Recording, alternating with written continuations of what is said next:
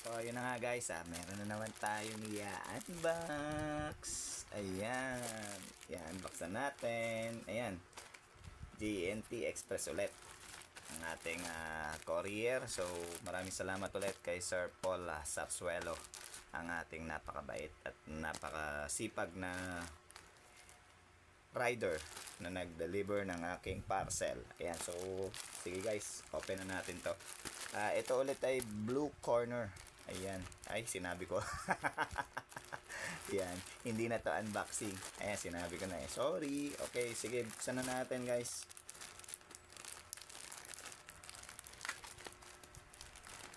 Para makita na natin yung aking parcel. Ayan. So, ayan. So, gaya na dati, guys. Hindi ko sinisira yung yung resibo para just in case may damage, pwede nating ibalik sa seller ito, So, ayan, sabi nila bawal daw mag-video para mag-unboxing kasi hindi naman daw talaga requirements yung pag mag-unbox ka, kailangan may proof na may damage talaga yung nabili mong parcel sa online. Ayan. So, sabi nila yon. Pero hindi yun napapatupad. Lagi pa rin kailangan talagang mag-video para just in case may damage, pwede mo maipakita sa seller. Kasi humihingi ng video yung seller just to prove na may damage nga talaga yung items na pinadala nila sa iyo. So, ako, every time na may parcel ako, yun ang ginagawa ko. Nagbi-video ako, tapos pinopost ko para walang lusot yung seller. Sorry seller. Ayan. So, ayan. So, ayan na may isa ito. Lumabas na. Ayan, ito. Kung napapansin nyo, tatlo siya. Ayan. Nabili ko to sa TikTok. Ayan. 3 for ayan. 3 in 1. Ayan. So, Blue Corner. Ayan, Blue Corner. Bikini-men. Dami ko in-order sa iyo. Ayan, iba't ibang color. Ayan, so open na natin siya guys. Tingnan natin kung may damage. Ayan. Maraming salamat seller. Ayan, huwag ka mag-alala seller. Ayan, sisikat ka rin. Okay. So, ito siya. Ito, pink. So, kailangan ko umorder nito para may paggagamitan ako guys. Ito. So, sige. Open na natin guys. And syempre check natin check natin kung may damage. Ayan siya sir. Ayan siya guys. So check natin kung may damage guys. Ayan. Ganito kasi ako mag-unbox. Chine-check ko sila lahat. Double check. Ayan. So guys, ayan kita nyo naman. Blue Corner. Ayan. So, ayan. Ayan guys. Okay. Ito, nakapasa.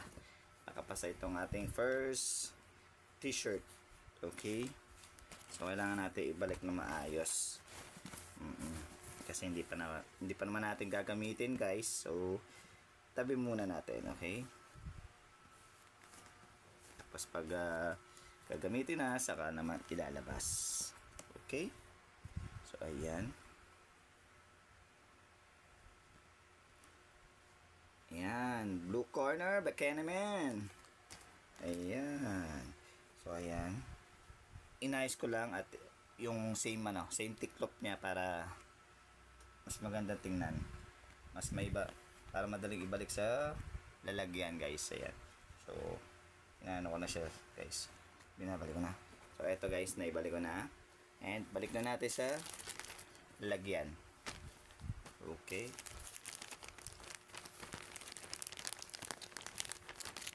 So, ako kasi guys, once na bumili ako sa online, lahat ng mga gamit ko na binibili ko sa online or kung saan man, lahat yan may sentimental value. Talagang iniingat-ingatan ko.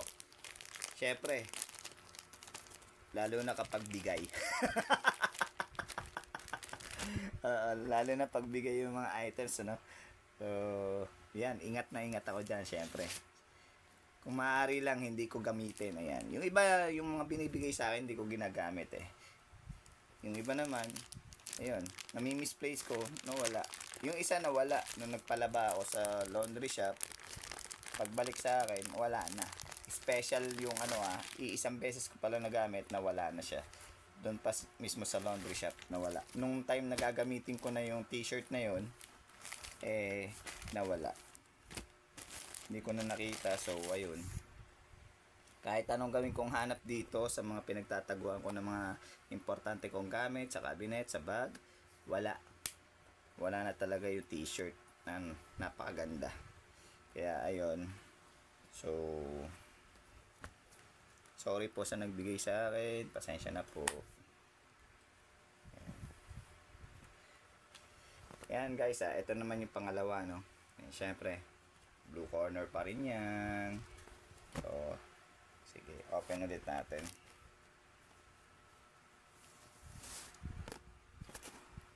Sa susunod po na bibigyan nyo ulit ako, ayan, iingatan ko na po, promise.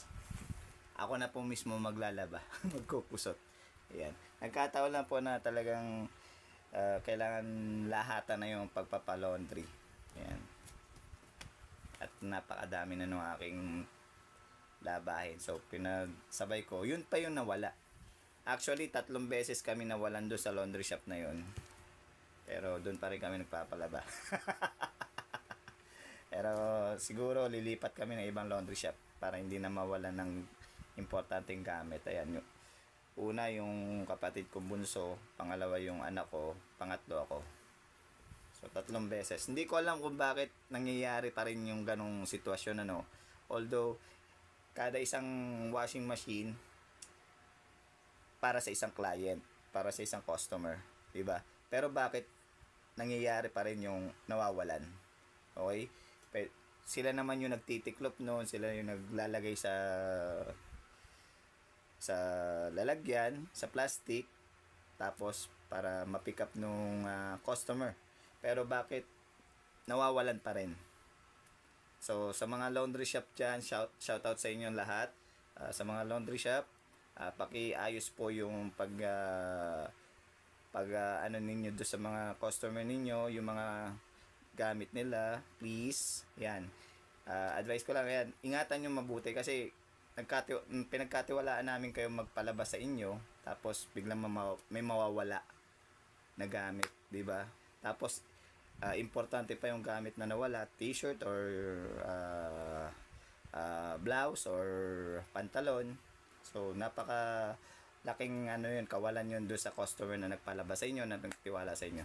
And sorry guys sorry. Hindi ko dapat ano to, pero yan, 3 beses na kasi kami nawalan. So siguro lipat ako ng ibang laundry shop. Ayun. Okay. So ayan, pasensya na po. So ito yung pangalawa na color Fink. Fink talaga. Ayan. So, check natin. Ayan. Just in case may damage, pwede nating ibalik. Ayan. Okay. Maraming salamat talaga kay Sir Paul Sarsuelo. Ayan, napakasipag na rider natin yan.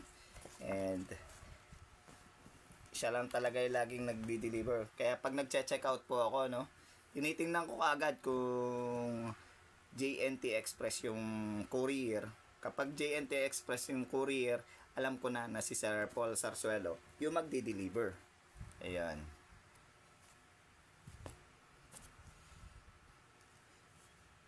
Ayan. So, okay naman ito, and tinitiklop ka na ulit.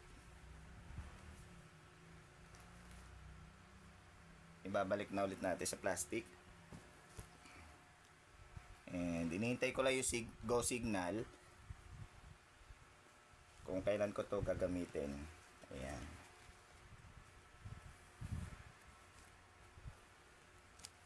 So ito, napadami yung order ko. Ayan, napadami yung order ko.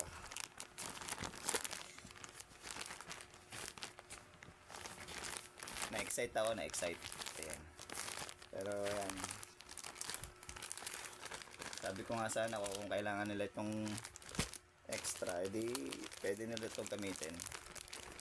Ayan. Isang size lang naman yung binili ko. So ayan guys. Ayan. Ayan na. Oh, last one. Aray ko. Last one. Ayan. Pero meron pa ako i-unbox. So isa-isa lang muna. Okay. Guys, paki-follow, like and comment dito sa aking walang kakwenta-kwentang vlogs. For unboxing. Ayan, follow nyo ako sa aking TikTok, Instagram, and subscribe my YouTube channel, Outs Reyes. Ayan, Outs Reyes po lahat ng account ko, no? TikTok, Instagram, YouTube channel. Ayan po. At sa mga gusto po magpa-shoot ng aso, ano, dog shooter din po ako. Ayan, pwede nyo akong i-PM. Inside Lucena City, Quezon Province. Ayan. Yun yung presyo. Tapos paglabas po ng Lucena, iba na po yung presyo. Okay? Napapag-usapan naman po yung presyo. Hindi naman po ako okay, mabait po ako. Pagtulog. Ayan, so ayan guys. Buksan na ulit natin. Ayan. Dog shooter na Lucena po, no, Outs Reyes. Ayan. So, small to XL breed ng mga aso, kayang-kaya na natin yan, ano. Ayan, basta tama yung presyo. Yan, tama ang serbisyo. Yup. And guys, wag nyo sisihin sa shooter yung yung kung hindi nag-take o hindi nabuntis yung inyong aso. Kasi hindi naman yung shooter ang sumushoot. Yung semilya ng aso ang nakakabuntis, hindi po yung shooter ang nakakabuntis sa aso. Okay? Explain ko lang di po yun, okay? Kami lang po ay taga-shoot, taga-tama ng inyong mga dogs na stud, okay? Huwag nyo pong isisi sa dog shooter kung hindi nabuntis ang inyong aso. And huwag kayo magtatampo or huwag kayo lilipat. Kasi kung lilipat kayo ng ibang shooter, hindi nyo na mapuprove na proven na shooter ako. Okay? So ito, clear naman na. Okay naman. So wala naman po problema. Okay. Okay. Yan. So ayun po ha, sa mga magpapashoot po, ayan. Kailangan po kasi sa mga owner, breeder ng mga female dogs, ayan. Kapag po mali or hindi nyo nabilang na maayos ang inyong aso, pwede nyo po yung ipa-progesterone test or smear test. Okay? Kung kayo po ay taga Lucena, magpa-progesterone test po kayo at smear test kay Dr. Domingo. Diyan po sa North Employees, Subdivision, Lucena City. Ayan. Siya lang po yung nag-iisa kong doktor dito sa Lucena City and nire-recommend ko po. Okay, siya po yung vet ng aking mga alagang dogs. Mura na, mabait pa, and very accommodating yung kanilang place dahil napakaganda na po yung clinic ni Dr. Domingo. Diyan po sa North Employees. Di na po kayo may initan sa paghihintay. Okay, doon nyo na po dalhin ang inyong mga aso. Okay?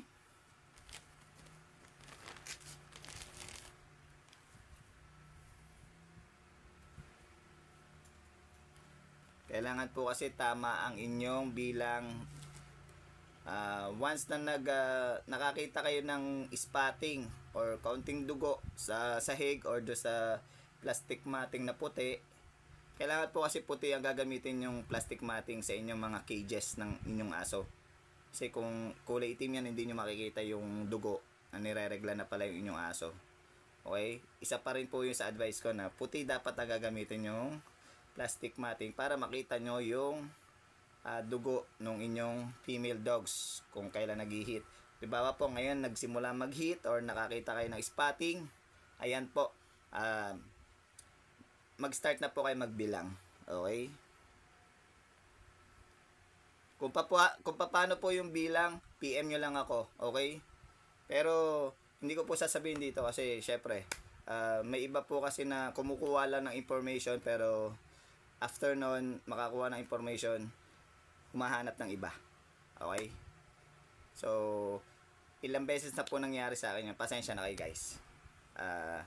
Hindi ko po totally turo sa inyo kung ano yung mga dapat gawin once na nagregla na inyong aso. Pasensya na po Okay?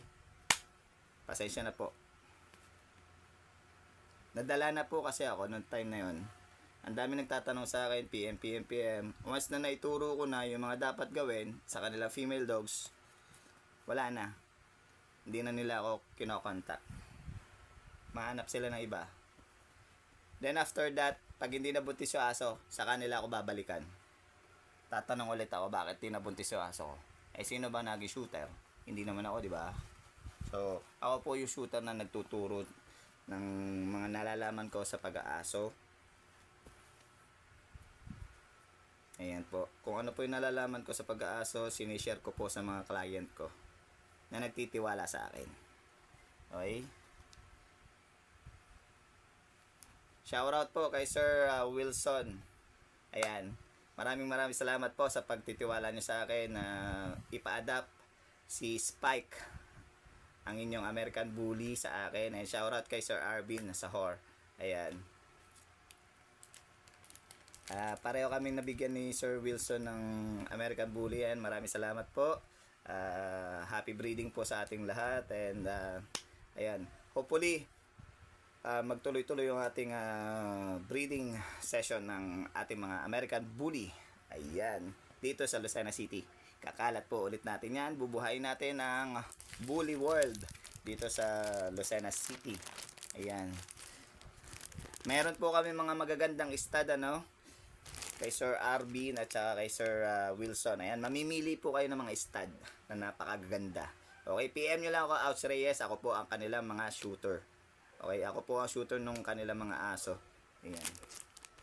Artificial insemination man or natural stud, ako po yon. Pwede po kung maging shooter ng inyong mga dogs. Ayan, kung magtitiwala kayo sa akin. And syempre, recommended ko po ang mga stud na American Bully ni na Sir Wilson and Sir Arvin. Ayan, napakaganda po ng kanilang mga American Bully. Ayan, matutulungan namin kayo na mapaganda ang inyong mga American Bully. Okay po. Maraming salamat po ulit. Ayan. PM nyo lang ako guys sa mga gusto magpastad ng mga American Bully. Ayan. PM nyo lang ako, Ouch Reyes. Thank you so much. So ayun guys, eto.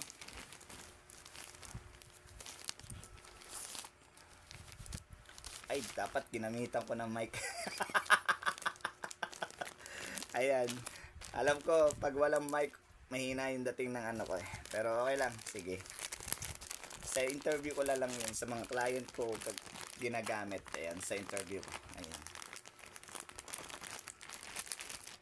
Ayan po, meron po ako mga videos kay Sir Wilson and Sir Arvin. Ayan, may mga question and answer ako doon. Nasa YouTube ko na po, guys. And Facebook page. Ayan. Like nyo rin po ang aking Facebook page, Ouch Kennel. Ayan po. Maraming salamat po. Ito. Tapos na tayo sa ating blue corner pink. Ayan. Tatlo po ito. 3 in 1. Ayan. Okay. Maraming salamat, seller. And maraming salamat, Sir Paul Sarsuelo, ang aming napakasipag na rider. Nakilalang-kilala na kami. Okay? So, that's it for now, guys. Ayan.